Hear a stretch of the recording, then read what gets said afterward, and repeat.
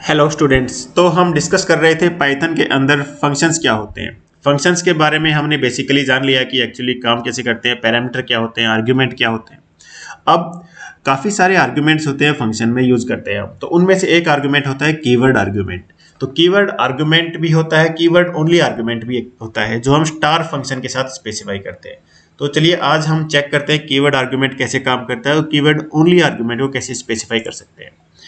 तो दोस्तों ये फंक्शन हमने कल क्रिएट किया था। इस फंक्शन का नाम है EMP डिटेल्स, यहाँ पे आप देख सकते हैं।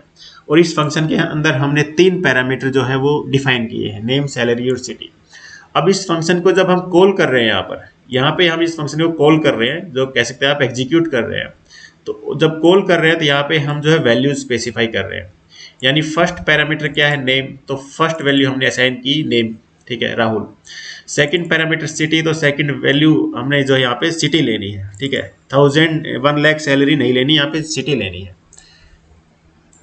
तो इसको हटा के थोड़ा मॉडिफिकेशन कर देते हैं इस कोड में। ये हो गया, ठीक है। अब आपको अच्छी तरीके से समझ में आएगा।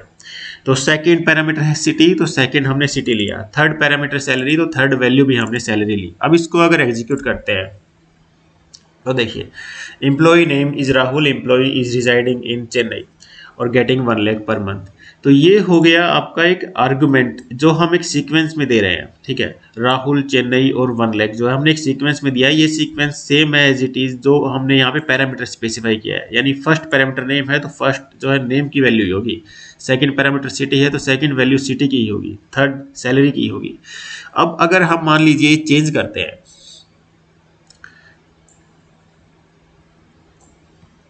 अगर मान लीजिए थर्ड वैल्यू जो है हम पहले दे देते हैं, ठीक है। तो अब देखिए अभी क्या है, employee is residing in Chennai.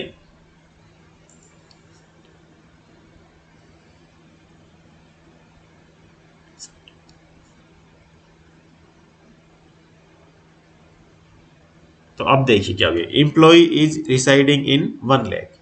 यानी इसने पैरामीटर को ही चेंज कर दिया यहाँ पे, ठीक है। पैरामीटर जो है सिटी ने सेकंड वैल्यू फेच की और सेकंड वैल्यू क्या है, 1 लाख, जो कि सिटी के साथ मैच नहीं हो रही। तो जो ये पोजिशनल आर्गुमेंट्स है ना, ये हमको एक सीक्वेंस में देने होते हैं। उसी सीक्वेंस में जो जहाँ पर पैरामीटर स्पेसिफाई किए होते हैं, उस पैरामीटर के सीक्वेंस में यहाँ पे आर्गुमेंट्स की वैल्यू जो है स्पेसिफाई करनी पड़ती है। इसे कहते हैं पोजिशनल आर्गुमेंट। इसके लिए एक कीवर्ड आर्गुमेंट फैसिलिटी है हमारे पास, उसको हम यूज कर सकते हैं। तो कीवर्ड आर्गुमेंट कैसे काम करेगा,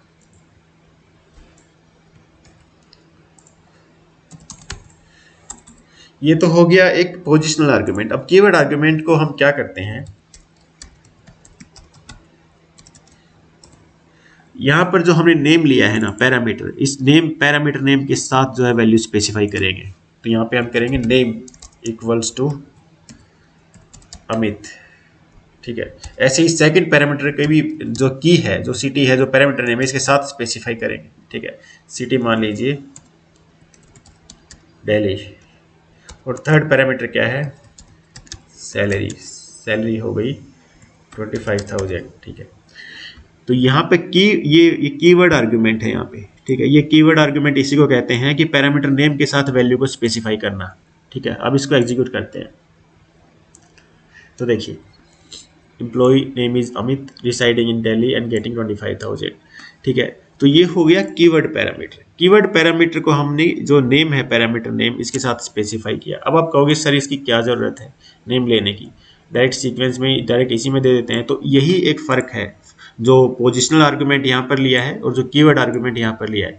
पोजिशनल आर्गुमेंट मैंने आपको शो किया, अगर आप 1 लाख को पहले पुट कर देंगे चेन्नई से, तो सिटी जो है 1 लाख को फेच करेगी। इस केस में कीवर्ड आर्गुमेंट में ऐसा नहीं है। यहाँ पे आप नेम अमित लिया है, सिटी दिल्ली ली है। यहाँ पे आप देखिए सिटी जो है ना,